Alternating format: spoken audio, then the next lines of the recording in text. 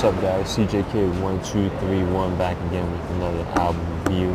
This time, of course, I've already done it before, but the thing is, the last time I did do it, I wasn't really polished, I wasn't really ready. It was just something I decided to try out. So, yeah. So for this album review, of course, Tribe Called Quest, Low in Theory. Let's show you where I'm at right now.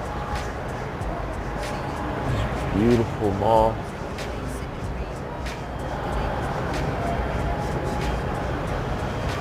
The reason why I showed you that is because basically this is the album where I used to hear this album. This is not the album. This is the mall where I used to hear this album at a lot the most. So I remember this came back out in '98. We used to go. By the way, this is Newport Mall.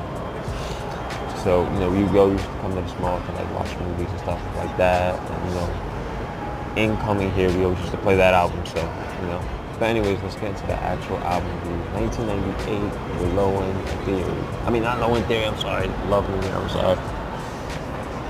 The Love Movement, my favorite Tribe album. Not the best, my favorite though. I also got my notes here with me as well, so if I peer off, so this is supposed to be the last Tribe album, I believe. It's supposed to be the last Tribe Called Quest album. And it was for about 18 years. So, basically this is an album that it's a concept album, essentially. It's about love and all that stuff, and basically, everything that has to deal with it, friendship, love with a woman, love for your art, all that type of stuff. But I think one of the problems with that being that concept was, the last album wasn't received too greatly, you know what I mean? Because, we already discussed it, with the whole consequence thing and all that. Which, by the way, since the last album, we've had two, I don't want to say new members of Tribe Called Quest coming into the fold, but people that would be closely knit and related to them as their careers went on. Like, they'll be affiliated with Tribe Called Quest. That was Consequence and Jay Dilla. Now, the Ummah, which included Ali, Shaheed Muhammad, Q-Tip, and Jay Dilla, they're still here. They're still producing all the beats on this album. But this time, due to the massive negative response of Consequence's appearance on the last album, he is nowhere to be found on this album. So if you didn't like Consequence on the last album, you don't have to worry because he's not here. So that's that.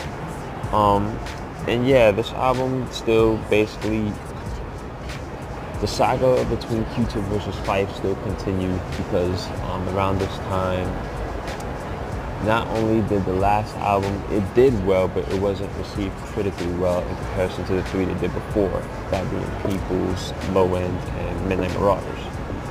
And this was also the era where hip-hop, if you remember on the last review when I was talking about the whole East Coast, West Coast thing on the Beats, Rhymes, and Life, where the industry didn't fully take control over hip-hop that much at that point yet. Well, being that this is 1998, they kind of basically overtook it by this time, so it didn't become just a culture, it became like a business now. So, now people are asking people to make sure that they do hits, they need a hit record, like this needs to sound like a hit and all that. So during the making of this album, they were amongst those type of criticisms being given to them by Jive Records about this album.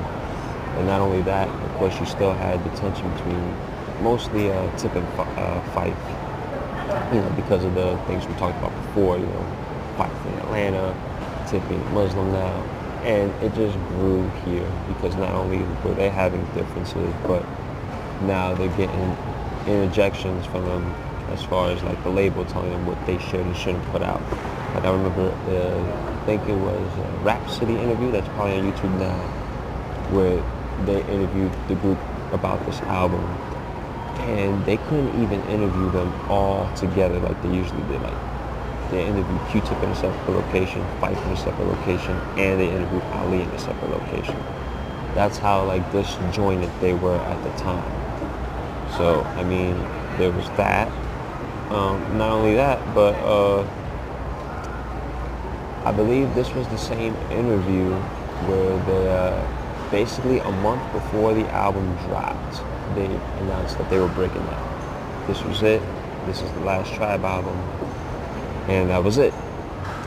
Now, also what I want to talk about the day that it came out, which is September of '98. I forget which day it was. I don't know if it's 28th of September of '98, but that day is very infamous for being one of the greatest hip-hop dates in history. Another one being the one in '93 where Into the 36 Chambers and Midnight Marauders came out on the same day.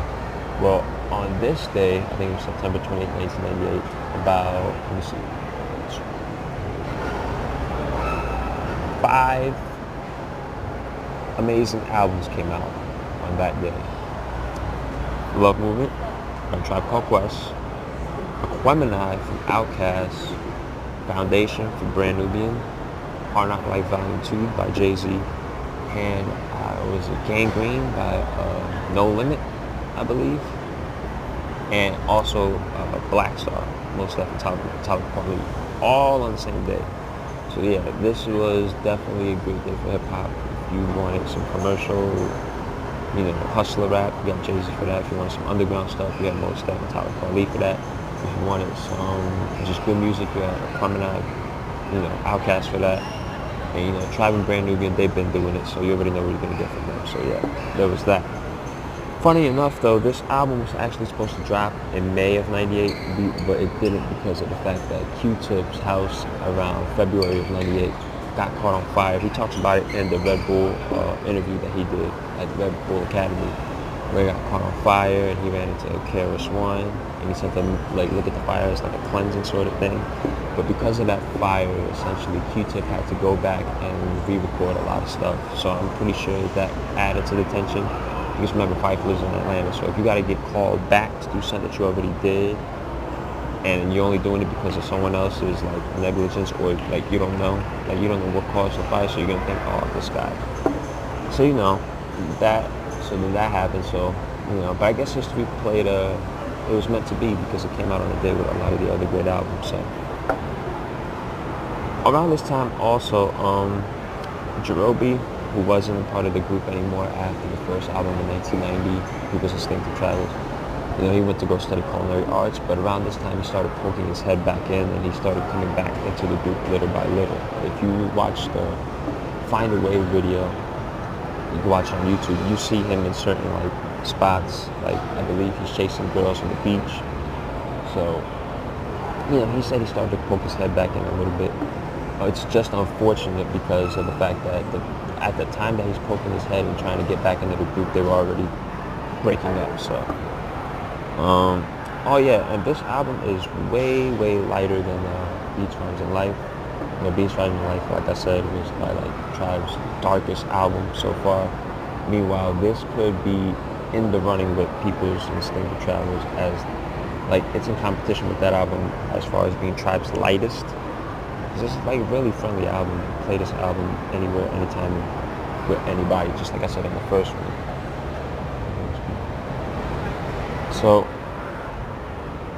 yeah, and the thing is, because both of those albums were produced by the Ummah, it almost seems like both Beats, Rhymes, and Life and this album, The Love Movement, are two sides of the same coin. It's just one side is dark, the other side is light. So, let me see.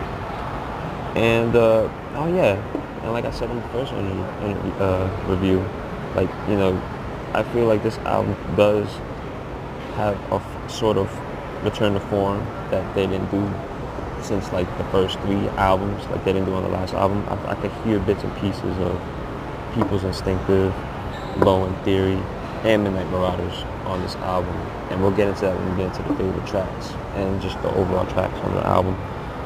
And it's very cohesive, and the sound of this album is very constant throughout. It doesn't change to anything drastic. The sound flows throughout the whole album, so it makes it for a very enjoyable listen, which is another reason why I think it's my favorite, because I can't really say that about a lot of other Tribe albums, and if I did, it just doesn't flow as smoothly as this one. So and to me, now this is my personal opinion, however, I personally feel like this might be Tribe's most timeless album as far as sound. You could play songs off this album today, in the climate today on the radio, and it doesn't feel that out of, no one's going to say that it's very old or anything like that. because people still use the same instruments and sounds that are on this album today. You know, I don't want to give examples out because, of course, my phone, I got like a time issue with it, so I gotta kind of speed this up. But yeah, I do feel like this is Tribe's most timeless album just because of the instrumentation alone. The lyrics are dumbed down. The lyrics are definitely dumbed down. They're not Midnight Marauder, Beach Runs, and Life level, but I think what they did was, knowing that they were gonna like probably not be as lyrical, I think they substituted the lyrics. They substituted the lyrics for certain creative choices and inputs with the raps. For example, like on a song Against the World, how they go in and out. Like if you're familiar with the way Styles P and Jadakiss go in and out most of the time, well, Q-Tip and I've been doing that since like '98. And there's some other things that they do as well, where they interplay with each other and the different flows. Like for example, on Start It Up, I think it is. Like on Start It Up, Q-Tip, his flow is way different. I haven't heard him flow like that before then, and even since, the way he follows the beat. So yeah, the lyrics are dumbed down. They're not as good as the last two, but their creative input as far as the flow, I'd say stepped up. So lyrics down, flow up. And yeah, for Moms, that instrumental to me is one of the most beautiful hip-hop instrumental interludes I've ever heard on the album. You know, shout out to Spanky, rest in peace, jazz guitarist who unfortunately passed away. You know, shout out to him and J Dilla and Q-Tip for that. It's like one of the best. And if you want to hear some rapping over it, if you go to 20 Touches of 50 MC's Part 3, Common is a freestyle over it. It's amazing. And yeah, this album does feel like a Tribe Called Quest album that's made in 1998.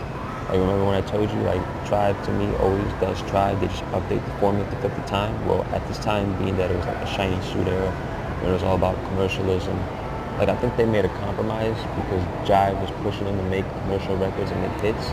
I think they said, all right, we'll do it, but we'll just do it our way, with our sound. And that's exactly what this album sounds like. So maybe because it does sound like it was commercially influenced and label influenced, people don't like it for that reason either, but I don't know. And yeah, also Fife said that his two favorite tracks from this album and the last album are Wordplay and Find a Way. And I just wanted to state that. I find that ironic because those are my two favorite tracks as well. And also, before we get into the favorite tracks, this album was nominated for a Grammy Award for Best Rap Album at the 41st Grammy Awards in '99. I believe at the same time Big Pun was nominated as well, and Jay-Z was, and I think Jay-Z won that, so for Hard Knock Life. But yeah, guys, anyway, got a little bit of time left, so I'm just getting to the favorite tracks part. So, my favorite tracks, Find a Way, love that track. It's probably one of my favorites. It's definitely top 5 Tribe song of all time. Fife says that that's kind of like that, besides Check the Line Part 1, this was the only other song where him and Q-Tip were on point. Like, they didn't ever have to talk about it. Like, he knew where to pick up after Q-Tip left off with his flow. Like, it seemed seamless. What else? Like It Like That. A great instrumental, beat is crazy, caught my attention immediately, as well as The Love and Moneymaker that was on the bonus track that included 6 other tracks, which we'll get into those.